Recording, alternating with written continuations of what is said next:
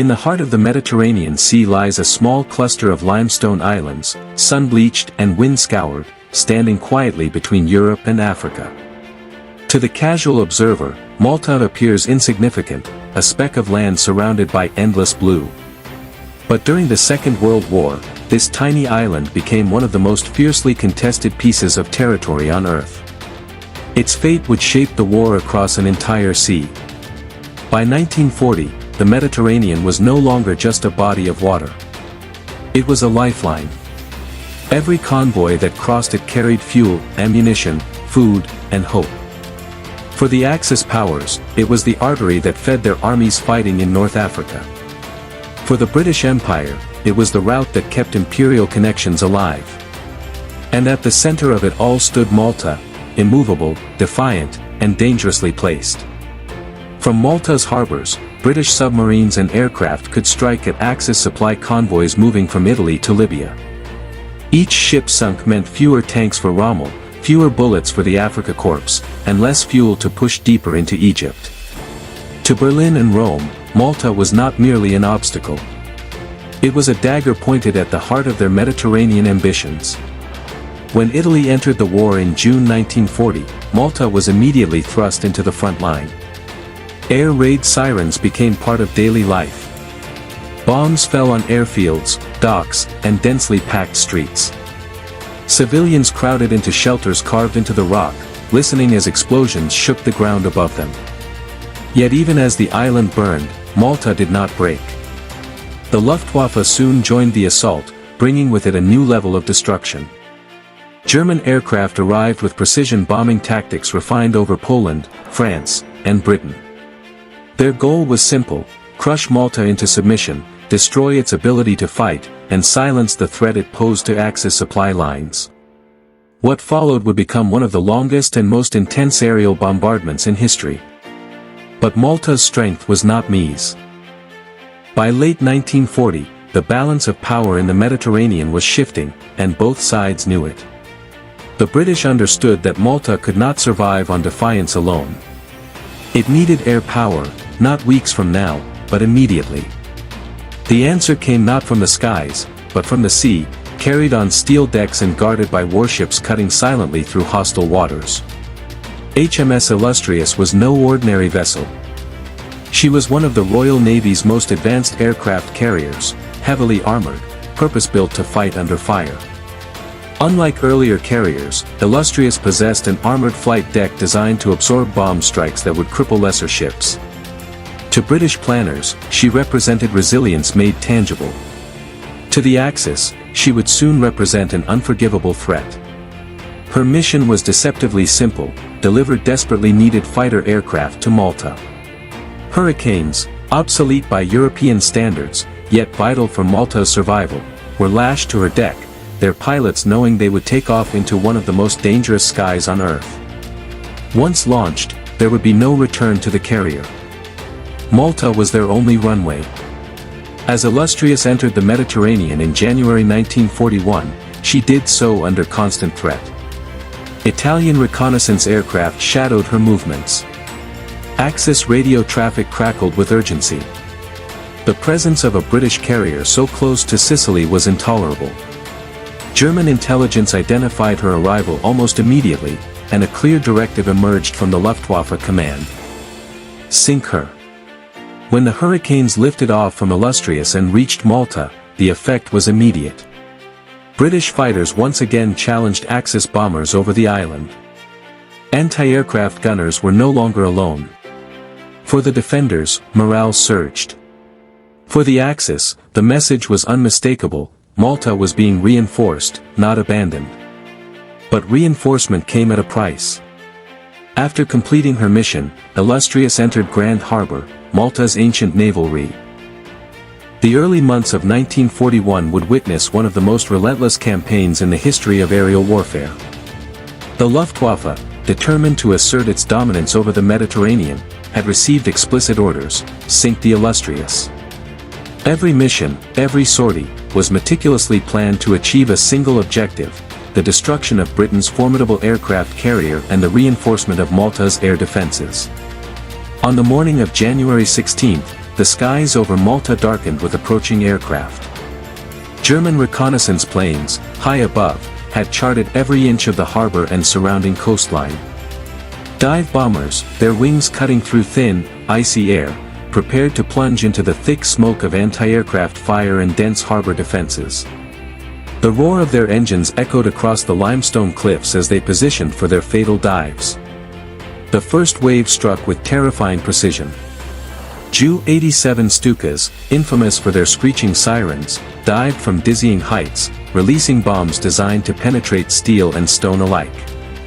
The bombs exploded in showers of molten metal, tearing into dockyards, warehouses, and the very walls of Grand Harbor.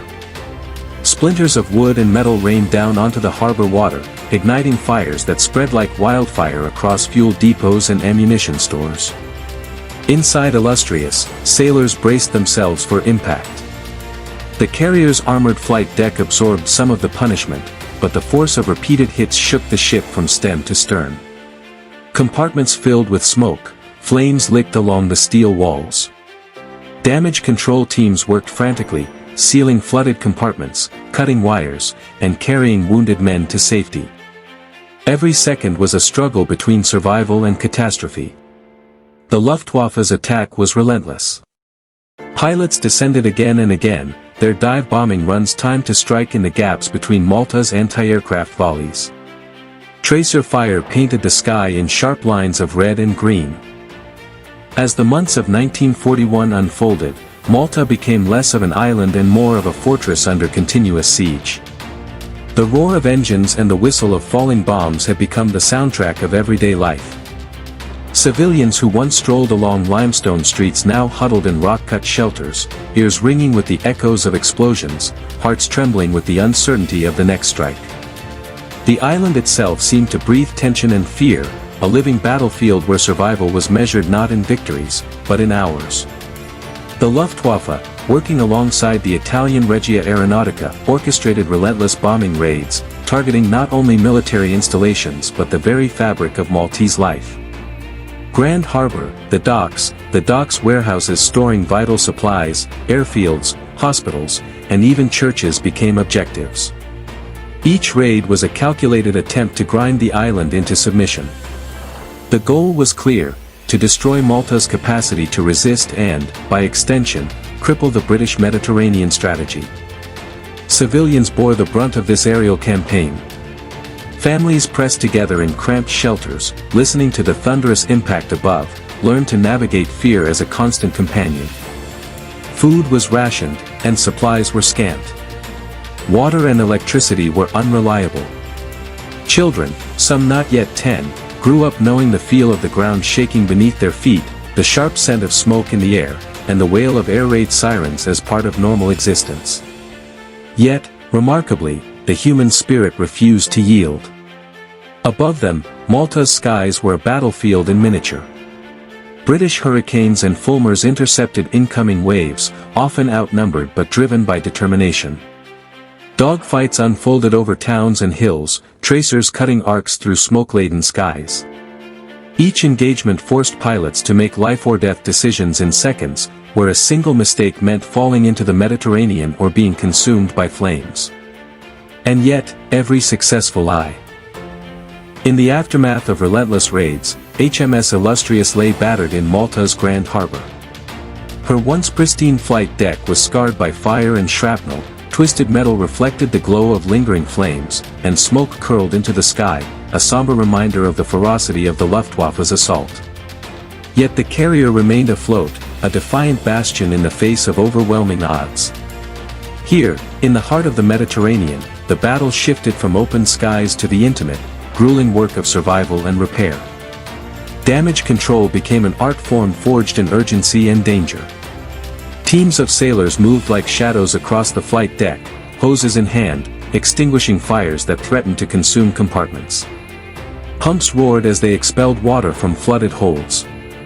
Engineers and technicians navigated a labyrinth of damaged machinery, recalibrating engines, restoring communications, and improvising repairs to critical systems. Every action was calculated, executed under the ever-present threat of renewed bombing. Every moment counted, every mistake could be fatal. Dockyard workers on Malta's shores faced equally relentless challenges. Cranes moved twisted metal and debris, patching holes in the hull, securing bombs that had failed to detonate, and preparing ammunition and fuel supplies for immediate use. They labored under scorching sun and falling ash, aware that even as they repaired the carrier, the Luftwaffe might return at any moment to finish the job. Their work was unseen by most, yet it was indispensable. Without them, Illustrious could not endure, Malta could not fight, and the broader war in the Mediterranean would tilt decisively in favor of the Axis. Inside the ship, the human cost of survival became evident. Sailors who had faced flames, collapsing bulkheads, and suffocating smoke bore the marks of endurance: scorched uniforms, soot-streaked faces, hands blistered from hours of continuous labor. Medics tended to the injured with calm precision, perfo. By mid-1941, Malta had become more than a strategic point on the map, it had become a symbol of resilience, courage, and defiance. Months of relentless Luftwaffe bombardment had tested the island's limits, its infrastructure, its people, its defenders, yet the island stood unbroken. The combination of human determination, ingenuity, and sheer willpower transformed a tiny, vulnerable speck of land into a fortress whose influence extended far beyond the Mediterranean. The survival of HMS Illustrious had profound ramifications. Every attack she endured, every repair completed under fire, demonstrated that even the most meticulously planned assaults could fail when met with determination and resourcefulness. The carrier's continued presence ensured that British air power could be projected over Malta, protecting supply lines and providing the fighters needed to intercept Axis raids. Malta's skies, once under threat of unchallenged domination, now became contested territory, forcing the Luftwaffe to divide its focus and resources across multiple fronts. Civilians, the unsung heroes of this siege, endured with remarkable resilience. They scavenged supplies, repaired bombed-out homes, and supported military operations in every way possible. Underground hospitals treated the wounded, schools adapted to unconventional schedules, and families preserved a semblance of normalcy amid chaos. The human cost was staggering, yet Malta's collective spirit remained unbroken. Their determination was a declaration: Malta would not surrender, and its people would continue to fight in whatever way they could. Strategically, Malta's endurance had ripple effects across the wider theater of war. The island became a constant threat to Axis supply lines feeding Rommel's Afrika Korps in Libya. Convoys carrying fuel, ammunition, and reinforcements were intercepted or delayed, weakening the German-Italian advance in North Africa. The longer Malta held, the greater the cumulative impact on Axis.